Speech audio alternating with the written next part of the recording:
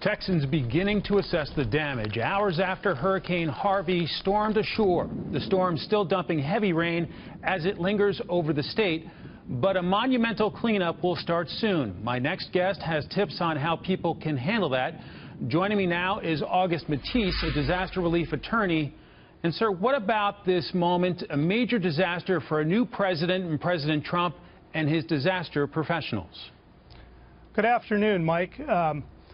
I think that Hurricane Harvey is going to be a real interesting test for President Trump. I mean, on paper, it looks like he has very qualified people at the helm at Fema.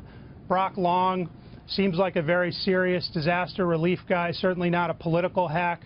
Eric Heiberger, his chief of staff, a veteran, longtime veteran at FEMA from 9/11 and 2004 hurricane season. So I really think these guys have potential.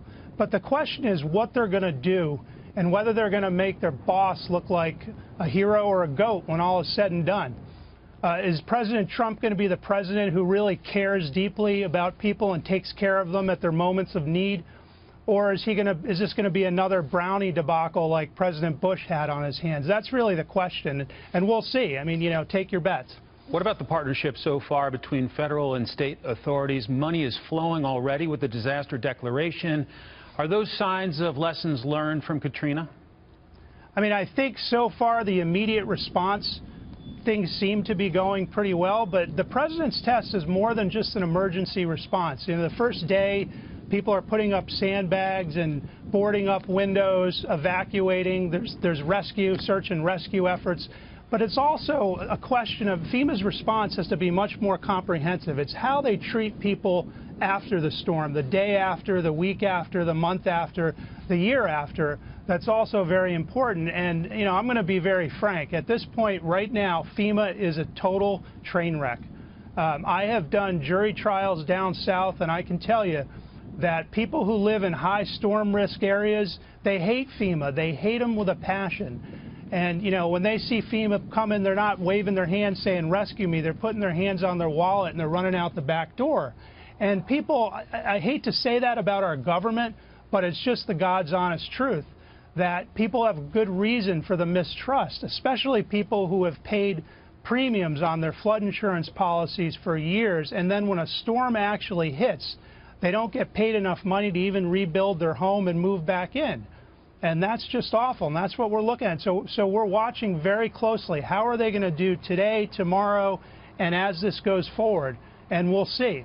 You know, history is going to be the judge, and this is a very important moment for Mr. Trump and his presidency. Sure. For all those who, lose all of their personal belongings in Hurricane Harvey, is your message that even under the best scenario, it's going to take a long time to recover? Well, yeah, that's the truth. And another thing that I'd like to say is I've heard a lot on television today about things that people need to do, boarding up their windows, evacuating, not coming back until things are safe. And those are clearly the most important things. But after that, people also have to worry about their property and their possessions and how to get compensated for it.